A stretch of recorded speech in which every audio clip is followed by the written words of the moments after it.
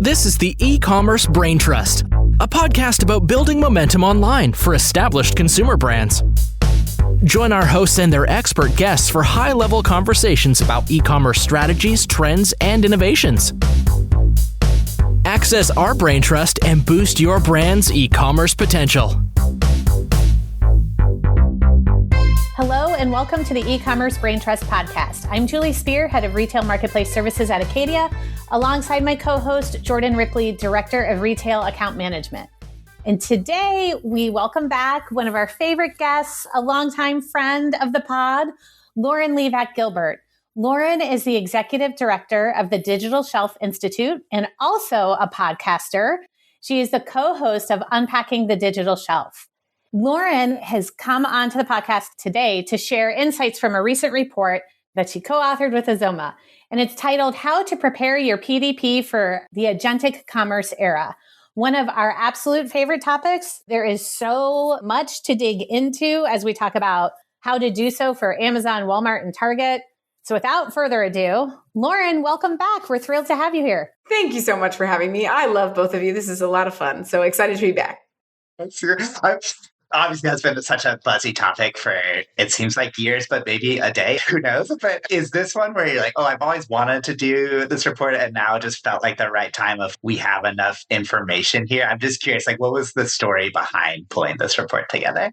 Yeah, it's funny you asked that because it came together, the idea of it in 2025, and Max Sinclair, who's the CEO of Azoma, and I were chatting and we were like, everybody has a lot of questions. Nobody knows really what to do. Do you think like we'll have more insight towards the end of the year and into the beginning of the year? And he was like, yeah, I really think so. Like we have enough data. People are asking enough questions. It just came together because he was getting questions. I was getting questions. And at the time, it seemed like it was way high level. It was just like, think about LLMs. But nobody was like, hey, do these three things or this or that. And usually a lot of the research I do does sit like very high level. But for this topic, in order for it to be impactful, like you have to dig into a bit and really understand it.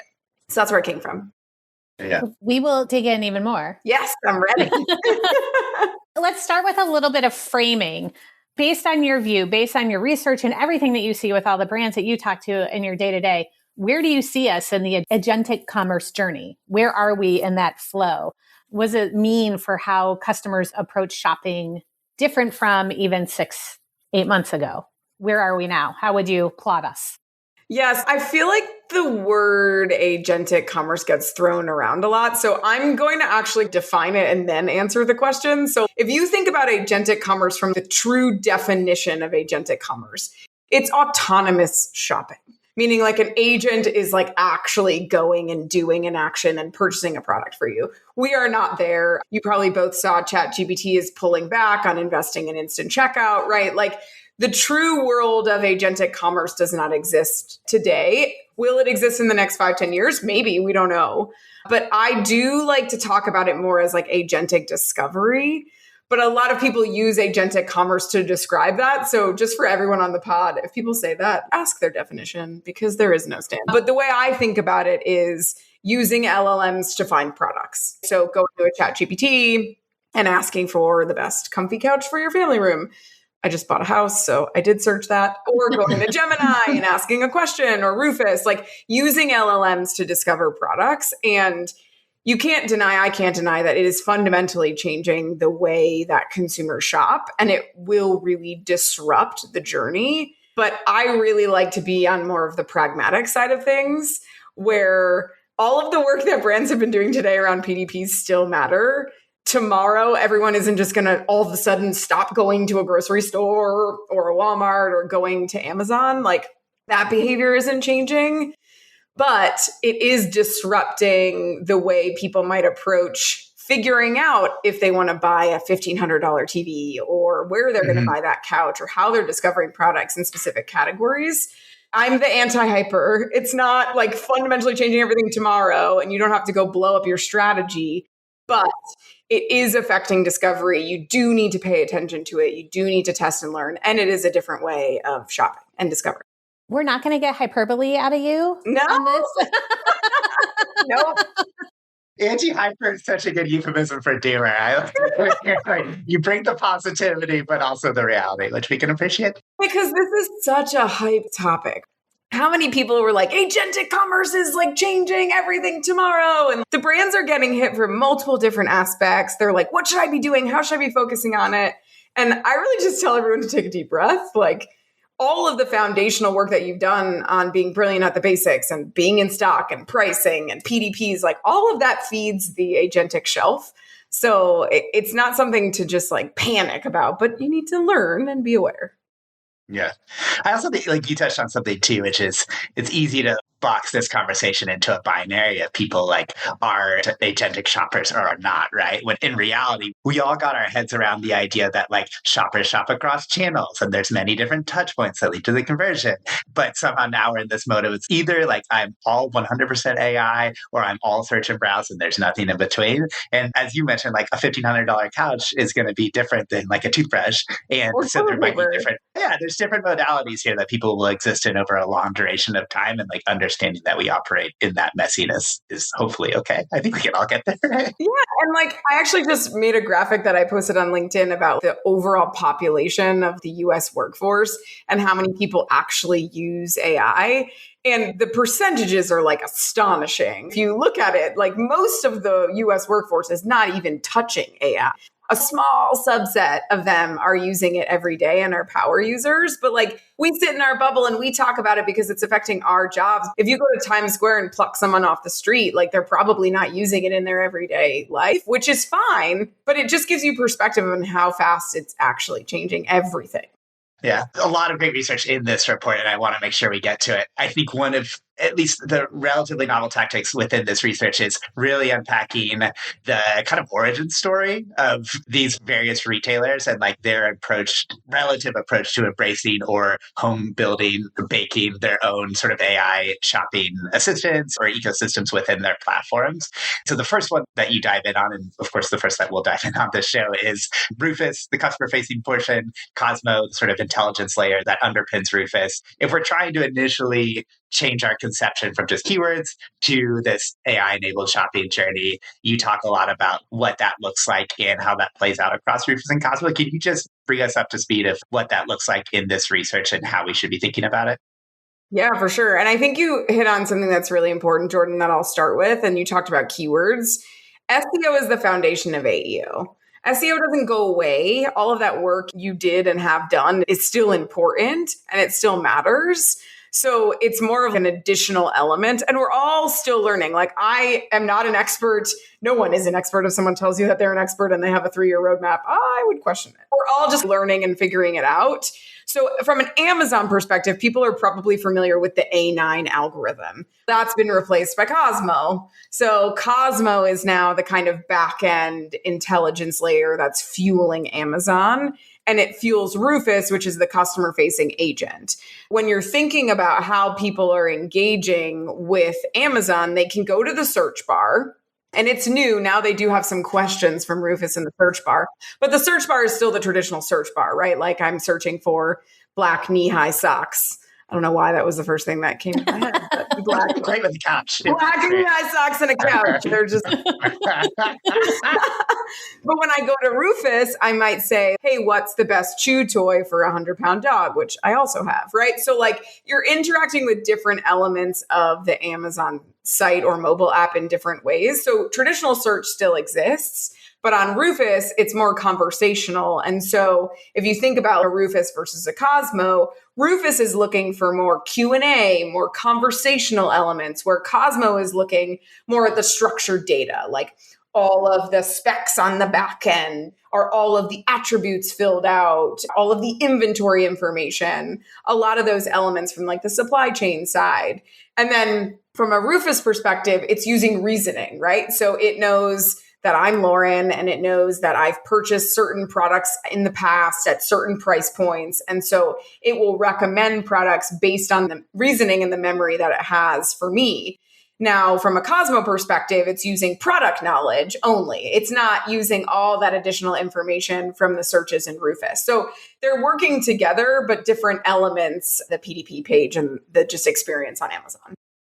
Are there any, as you're looking at like optimization for AEO, you've hit on some of the things like having the attributes in the back end and that SEO is the foundation for it. Are there other levers for optimization for AEO that brands should keep in mind as they're considering optimization for Rufus and Cosmo? Yes, definitely. And I do want to say AEO, Answer Engine Optimization. I like to explain my acronyms and I didn't, so apologies. And if you're in an acronym war, forget the acronym. What really matters is your content machine readable.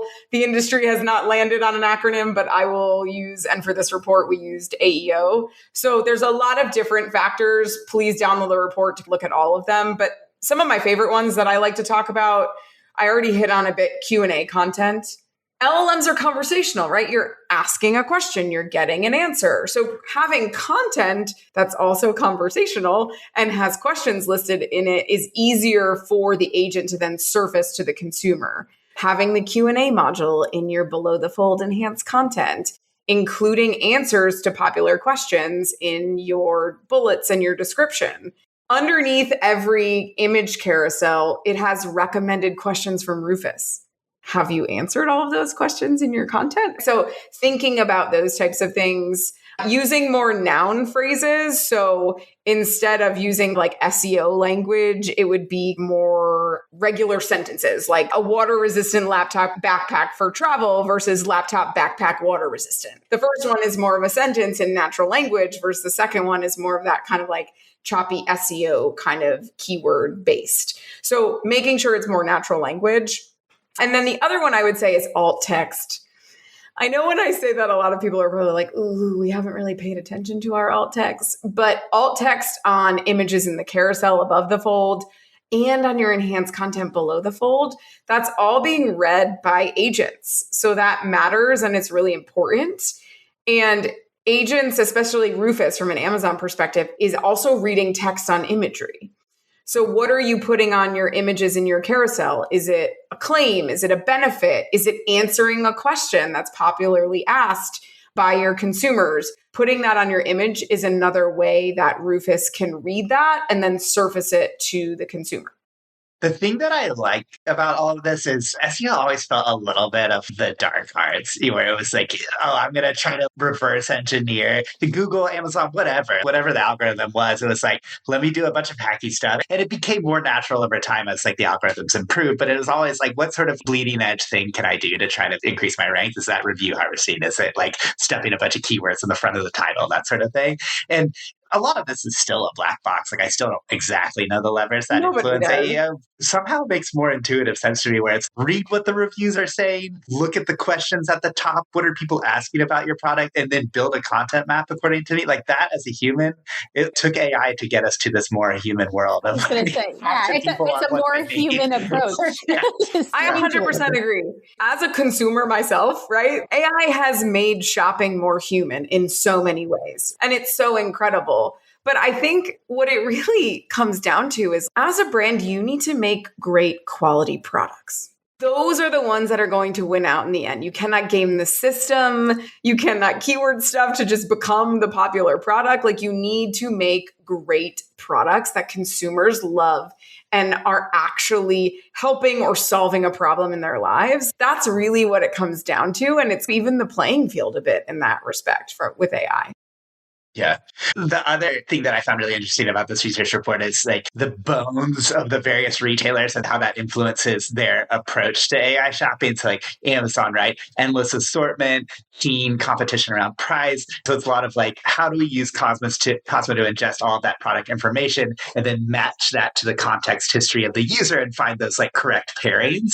And then with Walmart, a little bit of a different background and business DNA that then ultimately informs their approach to AI shopping. Can you talk a little bit about what makes the Walmart AI shopping experience distinct from Amazon's, at least from what we're seeing today?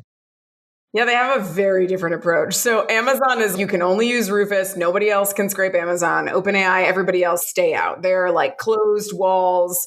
Andy Jassy just was talking on the earnings call and talked about the potential for partnership. So I don't know what that means. So I'm sure they're thinking about it. But Walmart took a different approach. They have their own agent. They have Sparky on their site, but they've also partnered with OpenAI. So you can go to ChatGPT and it recommends Walmart products. You can directly connect to Walmart, to the PDP. Like I said, instant checkout, they're pulling back on, but they do connect directly to Walmart products. So Walmart's kind of hedging a bit. They're like, ooh, we're going to create our own, but we're also going to partner. And they see it as an opportunity to work all the different angles and figure out kind of which one pans out. And honestly, I don't know the answer to that question. I don't think anybody really does. I think we'll have to see where consumer behavior goes. But there is a lot of evidence to show that ChatGPT has increased traffic to Walmart, right? Because if you're discovering a product, recommended place to buy, you click on Walmart, that drives more traffic to that PDP. So there's definitely a cause and effect there that we've seen. Will that continue to drive conversion? I don't know. We'll have to see. What is on Walmart? What does PDP readiness look like, especially as you're comparing and contrasting to, let's say, on Amazon? In the report, you make a point of saying that it's basically what PDPs are measured against is how clearly their product answers the customer's intention right now. It speaks to the customer need. With that in mind, what are the steps? What does it look like to have an optimized PDP on Walmart? It's a great question. And I think a lot of the themes are quite similar, right? You even touched on it, like making sure that you're answering the right questions. So having a really clear title and making sure it's correct. I know for anyone who works in e-commerce, that sounds funny, but we all understand what that actually means, right? Just like being very clear about what exactly the product is, the brand, the size, the count, the flavor, and making sure they're using the word to describe it that the consumer is using. If I go back to my old brand days, you know, those face masks, like the lotion-y face masks, we used to just call them masks. They're great, but we used to call them masks. But people were calling them face masks. And so we didn't have the word face. And so it wasn't coming up. Like those same kinds of concepts apply, like being very clear about what it is that you're selling in the title. Then also a very clear articulation of the function of it. So what is the product? What does it do? What problem does it solve? When can I use it? If it's a raincoat, right? Is it great for kids? Is it great for different types of weather? Does it have reflective pieces on it? So you really have to understand your consumer at an even deeper level to understand the questions that they're asking. And then the other thing about Walmart to think about is making sure you have the right taxonomy and attributes. Is it in the right category? Do you have the right taxonomy set up in the back end? Are you looking for baby products in the home and garden aisle, right? Like you need to make sure all of that is correct because Sparky is using that to figure out what product then needs to be surfaced to the consumer. And it's based on the data you provide. So bad data in, bad data out. So making sure that you have the completely set up PDP, you're explaining the functions, you're answering all the questions, similar to Amazon with like slight tweaks, is a way that you need to focus on your Walmart PDP. And of course, the report has one last retailer that we shouldn't give short shrift to, which is Target, which I think if you think of Amazon and Walmart, obviously like clear, differentiated approaches to the retailer strategy. Target probably another leap down the spectrum in terms of like how they've approached e-com to fits and starts, right? Some successful initiatives more so than others. When you think about Target and where they play in the sort of AI-enabled shopping space, where do you map them? How should brands be approaching Target? What does that look like? Yeah, I would say they're in the middle, right? Because they're doing something similar to Walmart where they're choosing to partner and they're also looking at different features on their site. They don't have a Sparky or a Rufus, but they have an AI gift finder. So they still do have some sort of AI technology that's native to Target. And it is pretty cool. And I specifically like the gift finder because you know, when you buy something for someone on Amazon and then your algorithm gets all skewed and you're like, oh my goodness, I don't want to buy this again. Music on Spotify, you're just like, please. Exactly. Don't mess up my algorithm. No more K-pop. When my husband uses my Netflix. The worst. Yes, when he uses my Netflix, I'm like, you got to get out of here. I want only happy shows, no murder shows. Anyway, Target really focused on all of those different elements, but with a little twist. So definitely partnering with Google in terms of the Google AI shopping, being able to buy from Target. They have that AI gift finder. So you can use that and it can ask you questions and understand what category, what type of products you're looking, and then surface those products effectively. I think Target is in an interesting spot because they've had such an incredible experience in store. And I think they're trying to mimic that online. And that's really challenging, right? Like, how are you going to have that? Oh, I went into Target to spend $5 and I came out with $150, right? Like, using those different elements to figure out, can I go through Google Shopping to find a product? Is this AI gift finder going to expand my basket? Can then I also replenish my household while I'm looking for those items on the AI gift finder? I think every retailer is trying to figure out what is the best approach, and they're all doing it in a little bit of a different way. And I think time will really tell which one is the best. But Walmart and Target specifically are really diversifying by partnering with different players in the space. Yeah, it brings up an important philosophical point about this whole thing, which is the partnerships are good from a supply side assortment perspective, right? Can we get our products to show up in an LLM? But then there's what's the ultimate customer need that we're solving for? And you made that distinction of there's a discoverability element, right? Let me find that product. And then there's like the true agentic purchasing. If I'm a retailer, where do I try to place my bets to solve between those needs? Because I think to your point, Target was great. I go in there and it's an experience, and e-com in general has cut a bit of that off. And now agentic threads to cut an even further piece of that off of like shopping used to mean something. Like it was an experience that a lot of people wanted, right? It's not just like push button, robot goes in, and I never have to shop again. Some people don't want that. And you have less control, Jordan. I think that's the other part about that. If you think about the physical shelf, you have way more control of the planogram and like all the negotiation around that and what the experience is. The digital shelf, you lost more control. The agentic shelf, you have very little control, right? So what does that mean for brands, and how are they showing up, or how do they want their brand to show up? Like, it's a totally different ballgame. Yeah. Is it just a big question mark right now? There's the content completeness to make sure that I show up. But it's like when you think of, I come back to Spotify here because Spotify was a company built by technologists where like music was an afterthought, right? And then it became the dominant thing. And so I think here, do retailers get a say in how I show up? Or is this like a world of technologists and the retailers have to comply? I'm just curious, how do you see that in terms of who gets to have a say of what the consumer experience is between the retailer or a ChatGPT, or do we know that yet?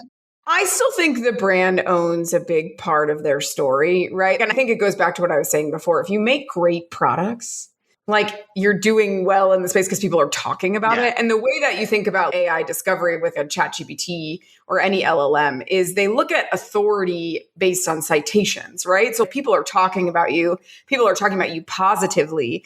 There's more opportunity for you to be showcased in those results. I boil it down to you need to have your content be machine readable, and you need to be the answer that comes up when someone is searching for your category or product. At the end of the day, those are the two things that matter in this whole world right now. Can we measure it? Not really yet. Do we know the true answer? No, but one thing I can assure you is that AI is moving faster than any other technological advancement that we have seen in the history of the world, right? If something changes, it's going to change quickly. And it takes a long time for brands to change, especially large brands. So regardless of if we know if we're going to have control or consumer behavior is going to fundamentally change, we know that people like using LLMs to discover products. We know that they are doing that. We know that the behavior is changing. So get your content ready to be machine readable. Focus on your brand.com, which now got a huge upgrade because it's being scraped by agents, or your D2C site, and really hone in on making sure that your brand is super clear, your brand building, it's natural language content, and it's answering the right questions. That's what I would prioritize. And how are you building in a process internally to be able to add that to your playbooks or to adjust your strategy to account for that? That's really what matters right now.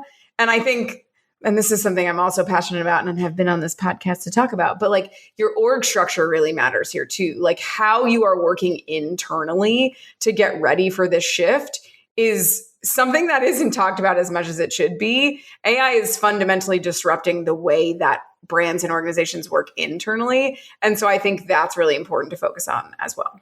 I think I answered your question, Jordan. Sorry. I went on a little bit of a spree there. I was here for it. I love it. But before all of that, step one, to really answer the challenge of the now is to take a deep breath. Yes, 1,000%. Everybody needs to take a deep breath. Lay back on that new couch. You got your new socks on. Yes, my knee-high. Pull up your black knee-high socks. Put on your face mask, recline on the couch. To give some context, when we think about Rufus and how it's impacted overall Amazon's revenue, Amazon's core revenue is about $716.9 billion. They reported that Rufus contributed $12 billion to that. So if you think about overall, that's roughly 1%. 1% of their overall revenue.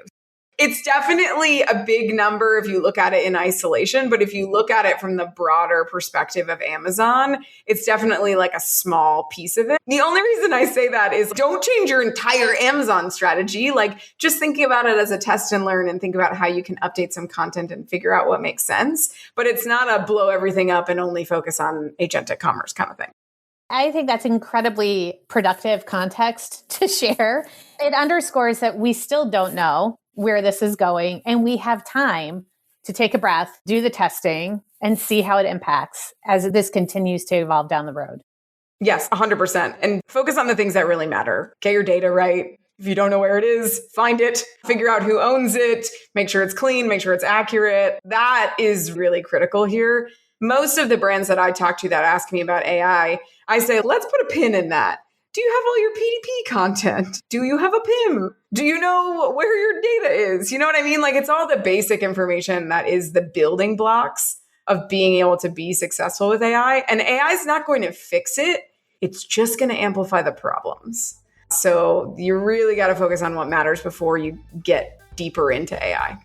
Very sound advice, great context. It was great talking with you about this. And I know if we have you back in another 6 months, there will be different paths we can go down in this conversation without a doubt. It's an exciting time to be in our industry. I don't make predictions anymore. I'm just like, we'll see. Who knows? Yeah. Here for the ride. Yeah, Here for the exactly. ride. Thank you, Lauren. Thank you for having me.